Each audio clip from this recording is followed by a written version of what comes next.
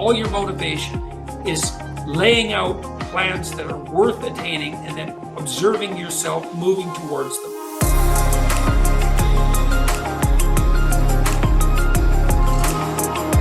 Oh, Cody said, it took me 7 months, but I completed all the self-authoring suit in July. I'm still not motivated to do anything and waste all of my time. What do I do? Well, the first question is it true that you're not motivated to do anything? And is it true that you waste all of your time? It seems highly unlikely to me that both of those things are 100% true. So one of the things you might notice is there anything that you're motivated to do? I presume you're motivated to eat, although perhaps not. And I'm not being smart about this. Partly what I would say is two things. You might need some smaller goals. Like you have to shrink your goals to the point where you've established a plan forward that consists of steps that not only you would be willing to take, but that you would take. And so some of that's humility. It's like, man, I'm stuck. I can barely do anything. It's okay. Like, well, I'm laying in bed for 7 hours a day. Well, could I lay in bed for 6 hours and 6.5 hours tomorrow? You know, or while I'm in bed, could I do something somewhat useful? Could I read a book? Could I read 1 page of a book? Could I read a paragraph of a book? You have to find those steps forward that you would take. I really think it's useful to make friends with something like a Google Calendar, you know, or whatever calendar program you might want to use, and start designing days that you would like to have, because that's the right way to use a calendar. And everyone out there that's listening, you should use a calendar to structure your days, because if you know what you're doing tomorrow, it decreases your anxiety substantially, because you need that kind of structure. You need a pathway. You need to have a map, and you need to know where you're located on the map, and you need to know how you're moving forward. And that gives you hope, because you're moving towards goals that you regard as worthwhile. And it stops you from being anxious, because you're not entirely directionless and lost. And so learning how to manage your time is useful. And you can start with a calendar. You can start with simple things, like you can put in, well, when you're likely to go to bed and when you're likely to get up. And regulating that's useful. That should be relatively ritualistically consistent. It's very difficult to get your life in order if your sleep-wake schedule is completely random, or if it's not aligned with like day and night, and if it's not aligned with the normative practices of other people. And so you may have to learn to get your sleep-wake cycle regulated properly. And then the same with your eating schedule. Those are very basic things. And you can do that badly, but that's what you want to approximate. 3 meals a day, let's say, because that's what people do normatively. And then you have to add small goals. Now, if that doesn't work, like if you can't make the goals small enough to achieve, you know, it might be that you're not being humble enough with regards to your conceptions of your own ability. But you can tell if the goal that you put forward is a reasonable one if you're actually implementing it. Because if you're not, then by definition, it's not a reasonable goal.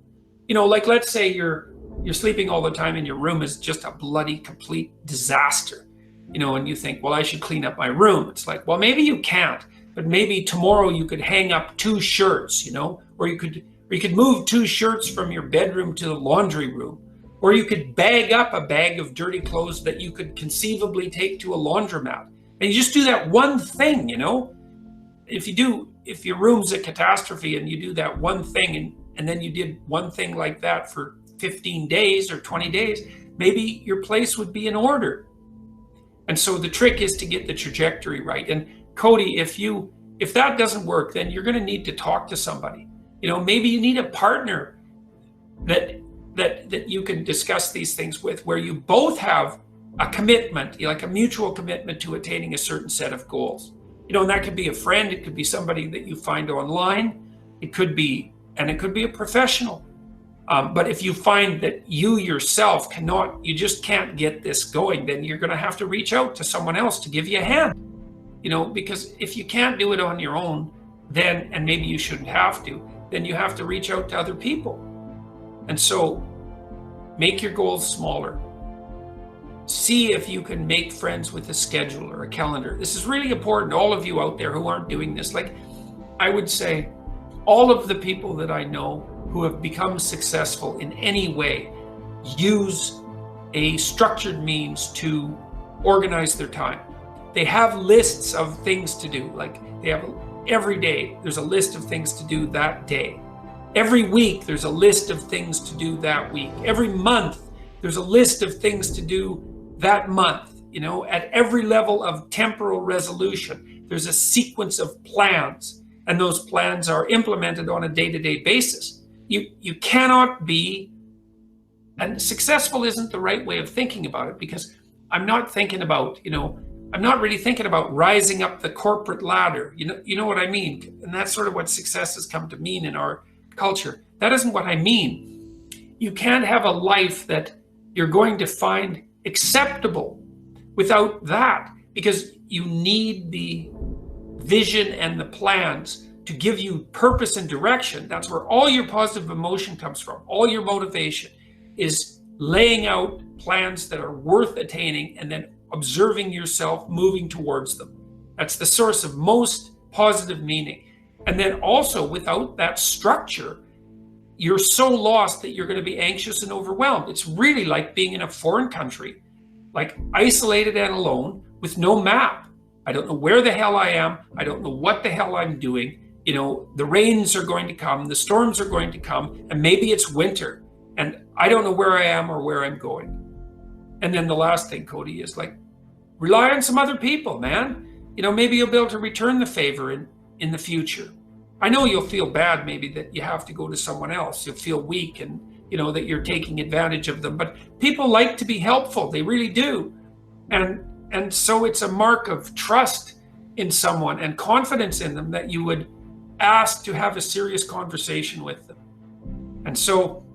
And if you don't have someone like that, then you need to find somebody like that. And maybe that means you have to interact more in online communities, or maybe you have to get the hell out there in the world. And there's lots of meetup groups and that sort of thing online that have organized themselves, and you can go there and hide in the back for a while, not talk to anybody. But you got to get the hell out there and make some social connections, because you cannot live alone.